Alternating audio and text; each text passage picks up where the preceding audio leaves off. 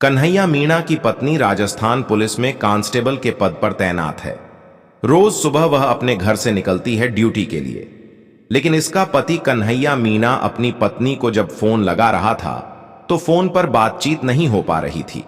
Phone लग ही नहीं रहा था और वह परेशान हो जाता है। इसके लिए अपने साले से बातचीत करता है। कहता है कि तुम्हारी दीदी अनीता मीणा से बातचीत हुई कि नहीं हुई, उसका फोन ही नहीं लग रहा है। तभी उसका साला कहता है कि जीजा जी, आपको पता नहीं है कि बहुत बड़ा हादसा हो चुका है। हो सकता है कि दीदी की ड्यूटी वहां पर लग गई हो।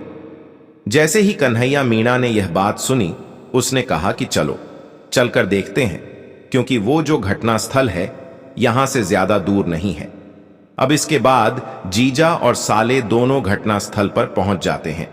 जो भी पुलिस वाली महिला वहां पर दिखाई दे रही थी, हर पुलिस वाली महिला के पास जाते हैं और जाकर यह देखने की कोशिश कर रहे थे, पता करने की कोशिश कर रहे थे कि अनीता मीणा का कहीं कोई पता चल जाए, खबर लग जाए। अब इस स्थिति में ना तो कोई खबर मिल रही थी, ना ही फोन नंबर मिल रहा था।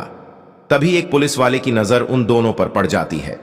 पुलिस वाला पूछता है कि क्या बात है, तुम किसको तलाश कर रहे हो? वह बताता है कि उसकी जो पत्नी है अनीता मीणा, वो राजस्थान पुलिस में तैनात है और वो मिल नहीं रही है। पुलिस वाला कहता है कि यहां पर एक हादसा हुआ था और इस हादसे में कई लोग घायल भी हो गए हैं। कुछ पुलिस वाले उन घायलों को पहुंचाने के लिए हॉस्पिटल गए हैं। आपको वहां जाना चाहिए। जैसे ही वो हॉस्पिटल पहुंचता है, हॉस्पिटल जाने के बाद वहां भी कई पुलिस वालों को तलाश करता है, लेकिन उसकी पत्नी वहां पर दिखाई नहीं देती। आखिरकार वह थककर जो घायल होते हैं उनके पास जाता है। उनमें अपनी पत्नी को तलाश करने की कोशिश कर रहा था, वहां भी नहीं मिलती। अब किसी ने बताया कि तुम्हें मोर्चरी की तरफ जाना चाहिए, वहां भी कुछ पुलिस वाले हैं, हो सकता है कि तुम्हारी पत्नी वहां पर हो। अब वह व्यक्ति मोर्चरी के पास जब पहुंचता है तो वहां पर पुलिस वालों को देख रहा था, लेकिन कोई पुलिस वालों में उसकी पत्नी नजर नहीं आ रही थी। तभी एक स्ट्रेचर पर पड़ी हुई लाश पर उसकी नजर पड़ती है। उस लाश को पूरी तरह से एक सफेद चादर ने अपने आगोश में लिया हुआ था, लेकिन जो पैर का हिस्सा है, वो पैर का हिस्सा उस चादर से बाहर निकला हुआ था। जैसे ही उसने उस पैर के हिस्से को देखा, वह जोर जोर से चीख चीख कर रोने लगता है। उसके रोने की उस दहाड़ को सुनने के बाद जो भी आसपास के लोग थे, सबकी नजर उस व्यक्ति पर पड़ जाती है, यानी कि कन्हैया मीणा पर। कन्हैया मीणा से पूछा जाता है कि यह कौन है? वह कहता है कि यही तो मेरी पत्नी है, यह मर चुकी है। दरअसल उसकी पत्नी रोज ड्यूटी के लिए निकलती है और वह भी हादसे का शिकार हो जाती है। उसने अपनी पत्नी को पैरों में पहने हुए बिछिया की वजह से पहचान लिया। उसके पैरों पर जो नाखूनों पर लगी हुई नेल पॉलिश थी, उसकी वजह से उसने पहचान लिया। सुबह वह खाना बनाकर घर से निकली थी अपने दोनों बच्चों के लिए, बेटे और बेटी के लिए, लेकिन वो हादसे का अकेले शिकार नहीं हुई थी, बल्कि 14 लोग इस हादसे में मर चुके हैं और 30 लोग ऐसे थे जो जिंदगी और मौत की जंग लड़ रहे थे। इसमें सोशल मीडिया के माध्यम से लोगों के पास तक यह बात पहुंचती है। तब पता चलता है कि जिंदा लोगों की लाशें जल रही थीं और जिंदा लोगों को उसमें जिनका कोई कसूर नहीं था। इस हादसे में जो बेकसूर लोग थे वह मारे जाते हैं, लेकिन कसूरवार लोगों तक कभी न्याय पहुंच पाएगा या नहीं पहुंच पाएगा, आज की इस कहानी के माध्यम से जानने और समझने की कोशिश करते हैं। आज की जो सच्ची घटना मैं आपको सुनाने जा रहा हूं, यह घटना राजस्थान की राजधानी जयपुर से लगभग 11 किलोमीटर दूर एक जगह लगती है, जिसका नाम है भांकरोटा। भांकरोटा की बात कर रहा हूं 20 दिसंबर 2024 की सुबह 5:45 और 10 सेकंड की टाइमिंग है। वो सीसीटीवी कैमरे में कैद हो जाती है। दरअसल अजमेर की तरफ से भारतीय पेट्रोलियम एलपीजी का एक कैंटर भरकर जा रहा था, जो जयपुर की तरफ उसे जाना था। अचानक ही उसे याद आता है कि भांकरोटा जो एक जगह लगती है, वहां पर एक यू टर्न लेना है। जैसे ही वह यू टर्न लेने की कोशिश कर रहा है, वहीं पास में डीपीएस है। डीपीएस के ठीक सामने यह हादसा होता है। जैसे उसने अपने ट्रक को मोड़ा, सुबह के वक्त लगभग 5:45 के आसपास का समय हो रहा था। अचानक ही दूसरी साइड यानी कि जयपुर की तरफ से जो ट्रक अजमेर की तरफ जा रहा था, उसकी टक्कर इस कैंटर से हो जाती है। जैसे ही टक्कर लगती है, लगभग 5 नोजल जो इस एलपीजी कैंटर में थे वह टूट जाते हैं। जैसे ही ये नोजल टूटते हैं, जो गैस उसके अंदर भरी हुई थी, लगभग बताया जाता है कि 18 टन गैस उसके अंदर भरी हुई थी, वह गैस एक साथ बाहर निकल जाती है। अगर हम इस गैस के कुछ गुणा भाग करके देखें कि कितने घरेलू सिलेंडरों में गैस भरी जा सकती है, तो एक घरेलू सिलेंडर में लगभग 14 किलो 200 ग्राम के आसपास गैस आती है। 18 टन गैस के हिसाब से लगभग 1267 घरेलू सिलेंडरों में यह गैस भरी जा सकती थी। यह गैस कैंटर से एकदम बाहर आ चुकी थी। लगभग 200 मीटर के दायरे में एक गोला सा बन जाता है। लोगों के वातावरण में यह पूरी तरह से घुल जाती है। अब यहां से कोई ऐसी चिंगारी निकलती है। इस चिंगारी के निकलने के बाद जैसे ही चिंगारी निकलती है, 200 मीटर के दायरे में कुछ भी हो, चाहे वह पक्षी हो, पेड़ पौधे हों या फिर झाड़ियां हों, जो भी जलने वाली चीजें थीं, ज्वलनशील पदार्थ थे, उन पर एकदम से आग लगनी शुरू हो जाती है। अब यहां जब यह हादसा होता है, घटना स्थल से लगभग कुछ ही दूरी पर एक व्यक्ति होता है, जो रहने वाला तो बिहार का होता है, लेकिन यहां रहकर सब्जी बेचा करता था। उसका नाम है शत्रुघ्न शाह। शत्रुघ्न शाह सुबह सुबह रोज की तरह अपने घर से निकलता है, अपना टेम्पो लेकर। उसका मकसद होता है कि वह मोहना मंडी जाएगा, वहां से सब्जी लेगा और सब्जी लेकर लौट आएगा। जैसे ही यह हादसा होता है, हादसे के बाद पांचों नोजल टूटते हैं और यह गैस वातावरण में घुलने लगती है। शत्रुघ्न शाह को कहीं न कहीं इस बात का एहसास होता है कि कोई बड़ा हादसा हो सकता है, इसलिए वह घटनास्थल से भागने की कोशिश करता है। वह अपना टेम्पो छोड़ देता है और जितनी तेजी से भाग सकता था, उतनी तेजी से वहां से भागता है। अभी वह मुश्किल से 500 मीटर की दूरी तय कर पाया था कि उसे एलपीजी गैस की दुर्गंध महसूस होती है। इसी बीच उसे पता चलता है कि एक आग का गोला उसकी चपेट में आ गया है। हालांकि वह बच जाता है, लेकिन उसका कुछ हिस्सा जरूर जल जाता है। जहां यह हादसा हुआ था, वहां पर कैंटर और ट्रक आपस में भिड़े थे। वहीं पास में एक डबल डेकर बस खड़ी हुई थी, क्योंकि जो रफ्तार थी वह धीमी हो गई थी। धीमी रफ्तार की वजह से जैसे ही कैंटर ने यू टर्न लिया, बाकी वाहन भी धीमे हो गए। जब आग लगती है तो वह एक गुब्बारे की शक्ल लेती है। यह आग का गुब्बारा एक साथ फटता है और बहुत तेजी से धमाका होता है, जिसकी ऊंचाई लगभग 200 से 150 मीटर के आसपास लोगों ने अंदाजा लगाया। यह 200 मीटर के सर्किल के दायरे में फैल जाती है। इस घटना में डबल डेकर बस, जो एक आधुनिक बस थी, उसमें बैठे हुए मुसाफिर फंस जाते हैं। बस की खिड़कियां, जिनसे लोग चढ़ते उतरते हैं, आधुनिक प्रणाली की वजह से अपने आप लॉक हो जाती है। बस में मुसाफिरों की संख्या लगभग 34 बताई जाती है। ये मुसाफिर अजमेर की तरफ से आ रहे थे और जयपुर की तरफ जाना था। आग लगने के बाद बस में भी आग फैलने लगती है। चीख पुकार मच जाती है और लोगों को समझ नहीं आता कि आखिर करें तो क्या करें। लोगों ने ताकत लगाकर जैसे तैसे बस के शीशे तोड़े।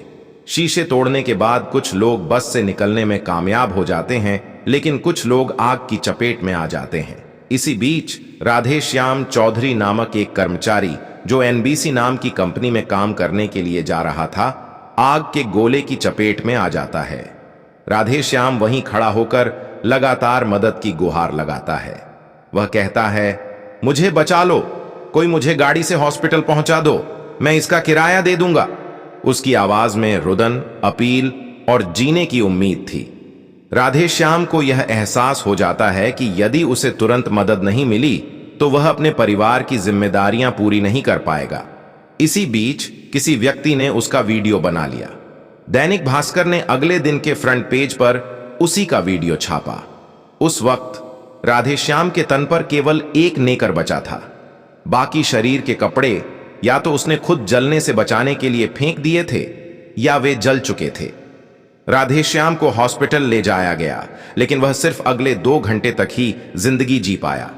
उसकी मौत की खबर से लोग स्तब्ध रह गए। इस हादसे की गूंज पूरे इलाके में फैल जाती है। 200 मीटर के दायरे में जितनी भी चीजें थीं, वे पूरी तरह से जल चुकी थीं। 1 किलोमीटर तक इस हादसे की धमक सुनी जा सकती थी। 1 किलोमीटर के दायरे में से ज्यादा वाहन पूरी तरह से जलकर राख हो गए। कई वाहन तो पिघलने की स्थिति में थे। कोई बाइक पर था तो उसकी बाइक जल चुकी थी। कोई ई रिक्शा पर था तो वह ई रिक्शा जल चुका था। शत्रुघ्न, जो पहले ही भाग गया था, जब अपने टेम्पो के पास वापस लौटा तो उसने देखा कि उसका टेम्पो पूरी तरह से तहस नहस हो चुका है।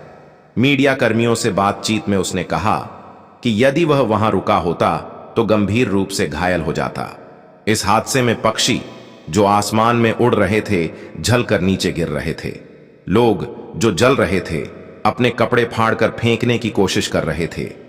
यह एक ऐसा मंजर था जिसे जिन लोगों ने अपनी आंखों से देखा वे कभी नहीं भुला सकते। उस मंजर को देखने के बाद लोग सहम गए। जिस जिस इलाके तक इस धमाके की गूंज सुनाई दी वहां खौफ का माहौल बन गया। सूरज हल्का हल्का निकलना शुरू ही हुआ था।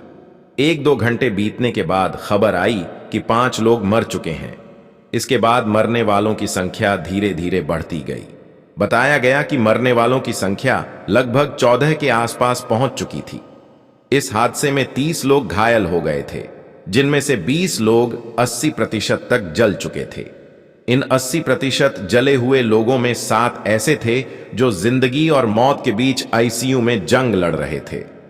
डॉक्टरों का कहना था कि 60% से अधिक जलने के बाद भी इंसान का पूरी तरह से ठीक हो पाना मुश्किल होता है। सुबह सुबह का वक्त था। गढ़वाल दाढ़ी नाम की जगह का रहने वाला शेरा नाम का व्यक्ति मॉर्निंग वॉक के लिए निकला। उसने अपनी आंखों से देखा कि लोग जल रहे हैं, चीख रहे हैं और जमीन पर गिरकर मदद के लिए गुहार लगा रहे हैं। पुलिस मौके पर पहुंच चुकी थी, लेकिन पर्याप्त संख्या में गाड़ियां नहीं थीं। जो गाड़ियां आसपास थीं वे पहले ही जल चुकी थीं। ऐसे में शेरा के दिमाग में एक आइडिया आया। उसने तुरंत अपने भतीजे को फोन किया और कहा कि घर पर खड़ी तीनों गाड़ियां किसी भी तरह से मौके पर लेकर पहुंचे।